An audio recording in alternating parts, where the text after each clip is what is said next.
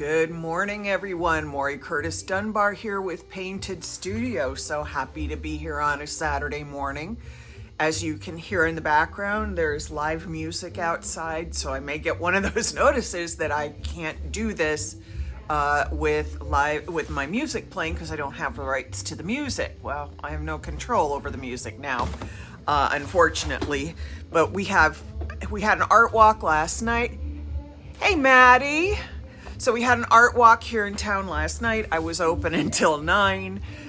Today we have the end of the summer street festival going on where we have live music and all kinds of stuff going on. So this is very active here.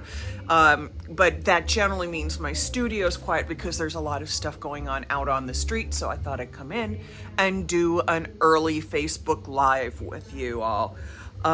So you've seen me sort of working progress on my Veriglamise pieces.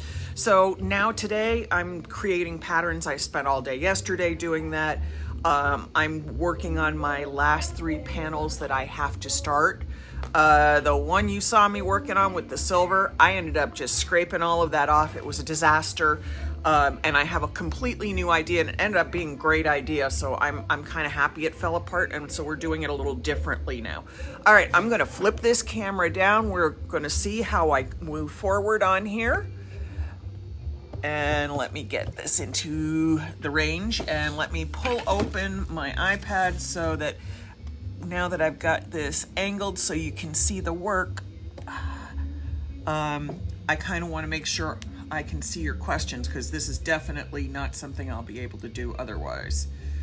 Give me just a second. I gotta turn the volume down, find my page. You know how all this goes, but this is what we're working on today.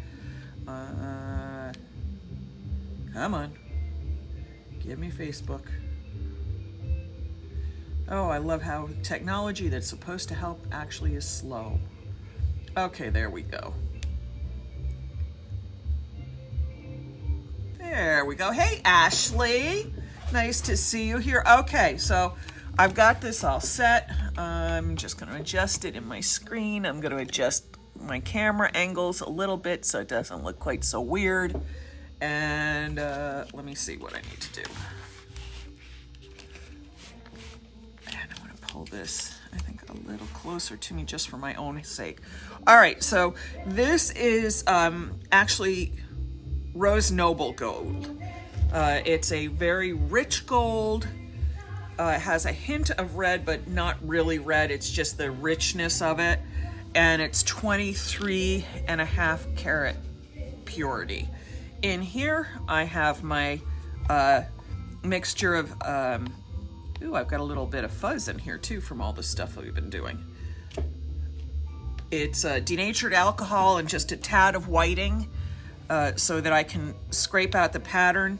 I took a razor like this and went through this whole area, you know, scraped off the majority of the big excess. And it also helps to scrape any extra gelatin off the surface of the glass. And if you notice, I'm wearing gloves. That's so that the oils in my hand don't do anything to the metal, but also it actually helps keep the glass cleaner so that the oils in my hands also doesn't get on the clean glass. So I clean everything off that I can with the razor.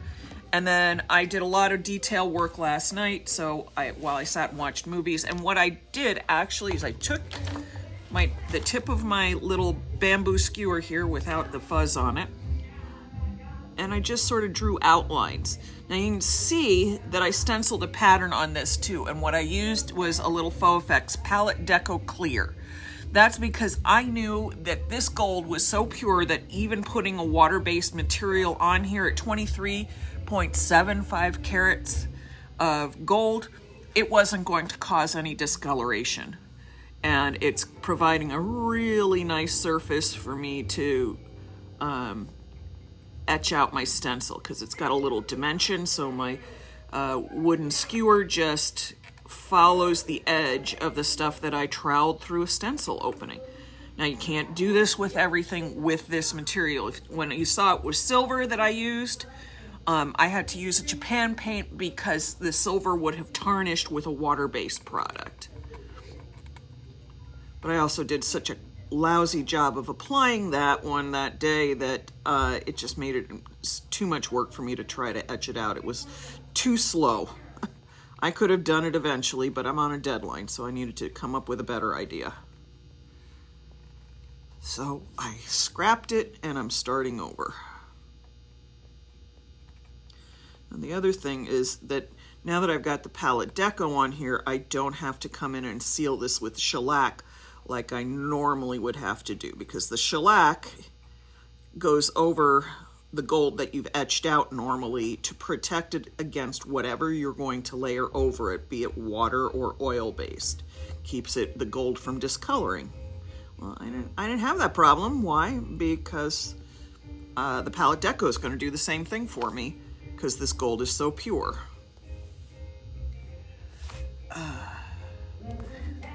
Hi, Daz. I'm not sure if I'm pronouncing it correctly or not. And Desiree, nice to see you here. And Deborah, thank you all. And Linda. Oh, we got two Lindas. All right, so I'm just going to etch this all out.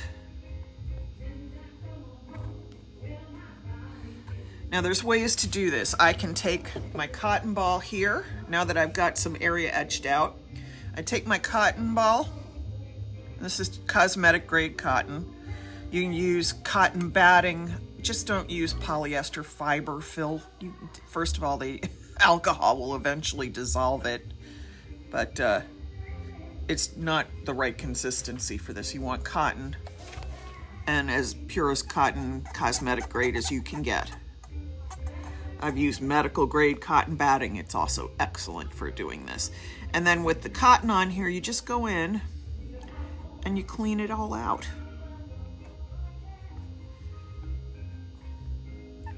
Acts like a really nice bit of an eraser.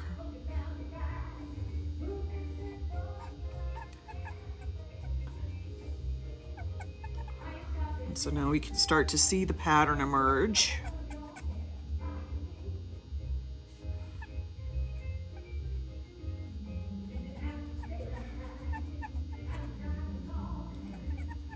Now there'll be other patterns and designs that I hand create without a stencil. Actually, most of them are created without a stencil.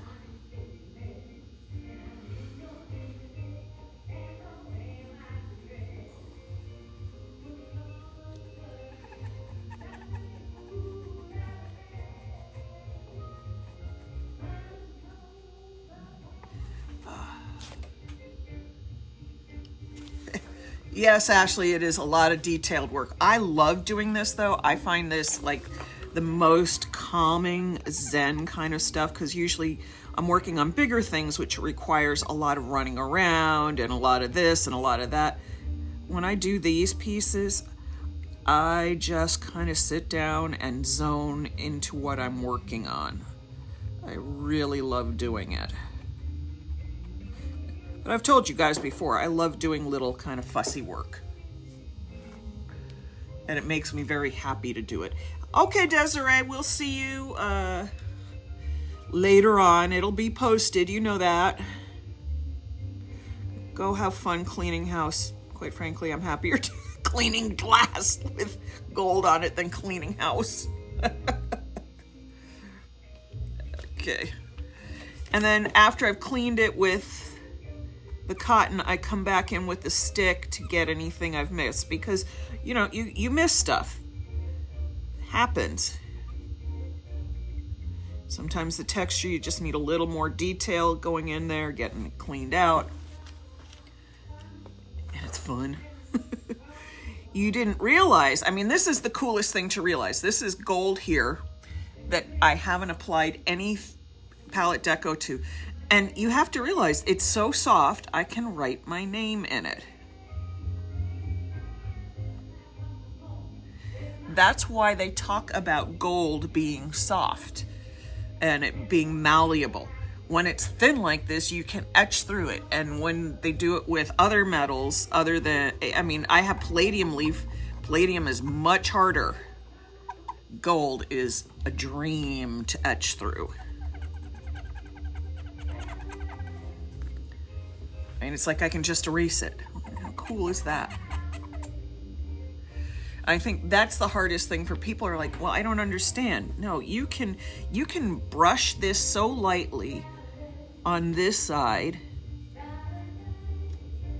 that it looks like you're shading something on the other. So let me take this where I just doodled on it right there.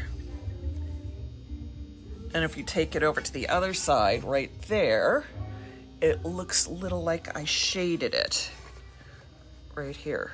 And you can see the pattern is starting to come out here, but it's also very cool. Sorry, I know I'm shifting this around a lot. I try not to, but this is a perfect mirror too. I can see my reflection. I could put my makeup on in this, except it's kind of yellowy, so it wouldn't help me a lot. All right, so I'm gonna get back to my etching out here. So you have to learn, when I was in college, we took classes where we learned about positive and negative space. Positive space is the solid item you create. Negative space is the space around it. So by etching out your negative space, you create positive space with an image in it, which I just think is very cool. So it's almost, think of it almost like you're sculpting. And then when you're painting on this, you're painting literally in reverse. So instead of painting a background and building up from there, you're creating the foremost seen items first and pulling back to build your background.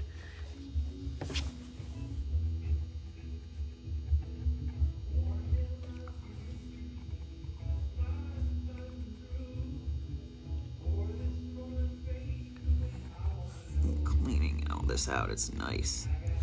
I just love sitting here. I mean, playing with gold.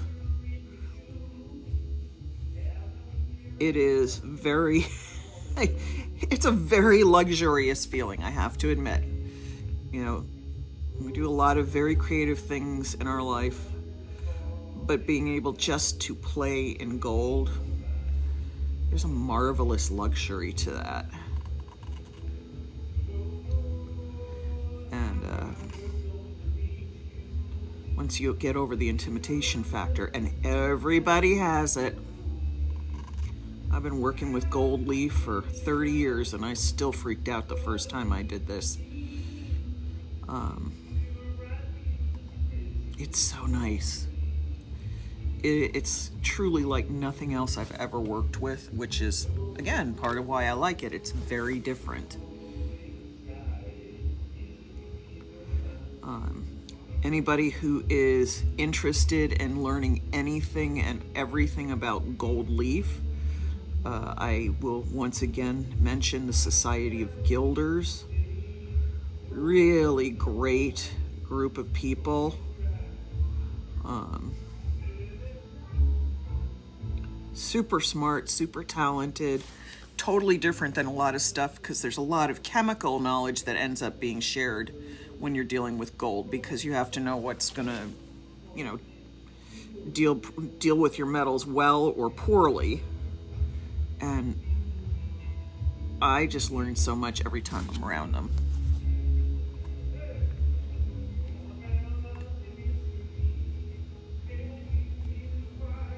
And if I'd learned this earlier, I might have made my whole career gilding.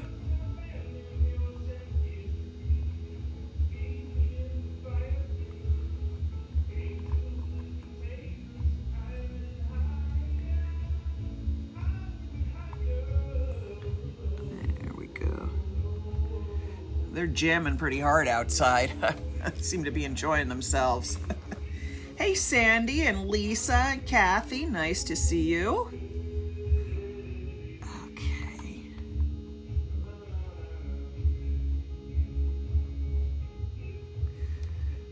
All right.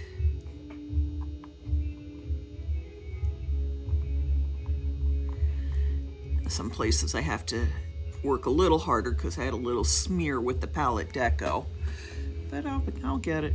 I'm not worried.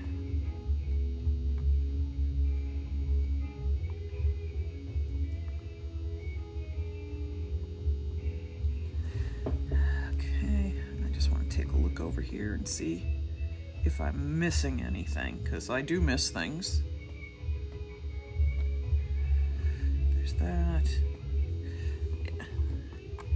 This is where we had a little bleed, so I needed to go back and confirm what I thought should be there.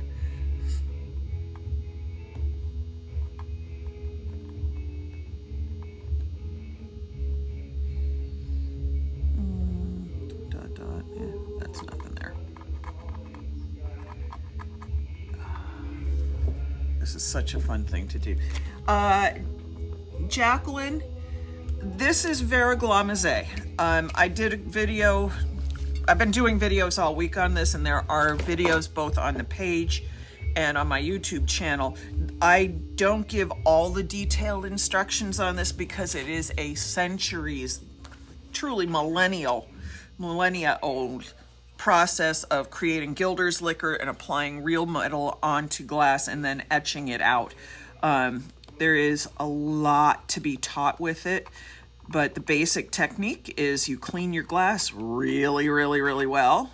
There are techniques for glass cleaning, and then brush your Gilder's liquor on and drop your gold leaf on once it's all cured down tight, usually overnight, to the gold, to the glass, to the gold, to the glass. Gosh, I'm stuttering because I'm paying attention to what I'm doing. And then it's etched back out like I'm doing right now. And all I'm working with is a bamboo skewer, denatured alcohol, and a little whiting thrown into the alcohol for a little grit to help clean out the gold where I don't want it. I do teach this. It's a 3-day class, 2-day class, sorry, I think. It's $7.95. And it's a wonderful thing to learn. There are not a lot of us women who do this, although I've been in classes with surprisingly almost all women. But most of them have been decorative painters who haven't expanded on it too much. Whereas somebody like I got hooked on it. And so I've been doing this with furniture pieces. I did my own store windows. I've done other stores' windows. And I just love doing this. I mean,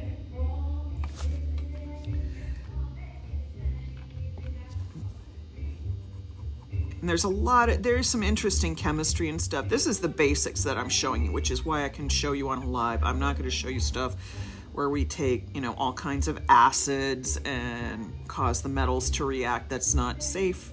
And I need to really concentrate when I do stuff like that. I can't be on a live. It's not something I want to do and have myself distracted. We work with things like muriatic acids and bleach and citric acids and all kinds of stuff just to see what we can make happen to the metals. And some of it can be kind of stinky. Even I don't do a lot of that. I don't want to patina a lot of stuff. I don't want to acid etch and stuff like that. That's not my thing. I don't do it's a process called angel gilding, which is incredibly beautiful. Super toxic, though. I have yet to go near this stuff.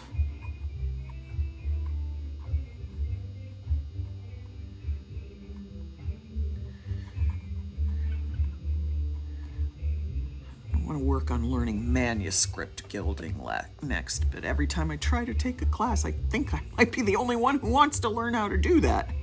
Because the class gets canceled because I'm the only one in it. And as I was mentioning yesterday, when I was learning this, I had the amazing good fortune to take my very first class in Vera Glamazet with Miriam Elner, who is amazing. Took Vera Glamazet out of just, business sign lettering and front door numbers and stuff like that, and brought it back into the art that it had been for centuries. She does this beautiful work. So smart, so talented.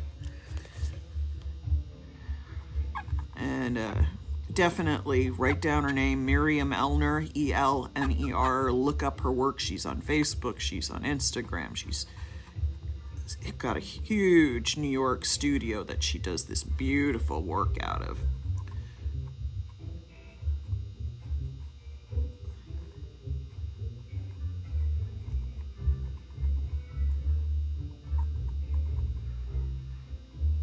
And I also had great good luck of taking class with Sandra Spannon, who's this wonderful woman, again, a New Yorker. She does a lot of business signs, and she'd come up with some really interesting techniques on how to do things on the fly to make that they would still work, be stable, give great results. Such a cool person too.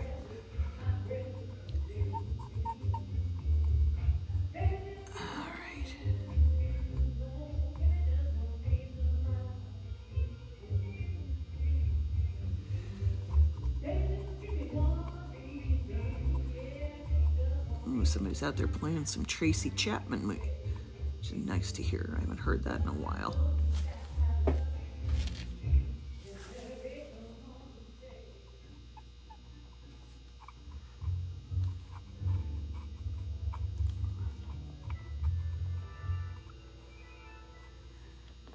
Okay.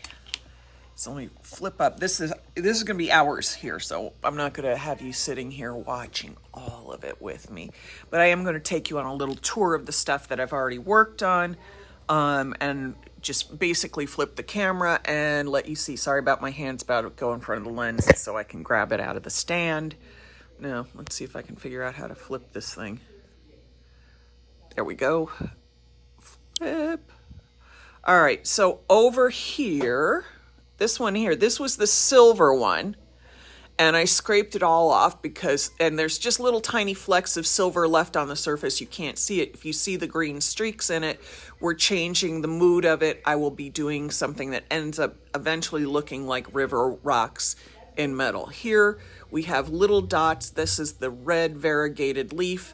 It will imitate leaves on water. This one I haven't touched. This one I haven't touched. These are going to be gold cracks in stone, and this is sort of an abstract. So 3 over here are already in progress. 4 are in progress. And then we have our guy here, and I have 2 more to start. All right, let me turn this around again.